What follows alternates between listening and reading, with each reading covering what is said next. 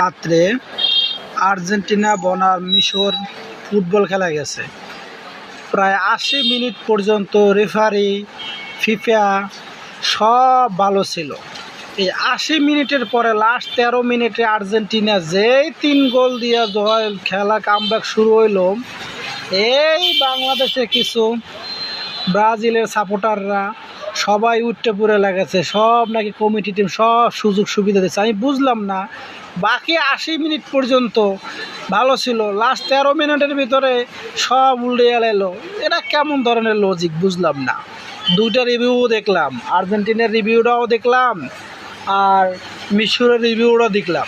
একটা ফাউল হলো আর একটা ফাউল হইল না। আপনারা দেখেন, বাংলাদেশে তো আসলে ফুটবল বিশ্বকাপে ফুটবল খেলার আসলে কি বলে বিশেষজ্ঞ এক একজন গবেষণা, আরে কি অবস্থা, মানে বিশাল বিশাল একজন ফুটবল বিশেষজ্ঞ, খেলা বিশেষজ্ঞ, একবারে পই করে তারা হিসাব দেখে, পই করে নিখুঁত করে জুম করে টার্নিং করে ফ্রেমিং করে সব কিছু দেখে। ঠিক আছে, আপনারা এই বিষয়গুলো দেখেন, দেখে তারপরে জাজ করেন।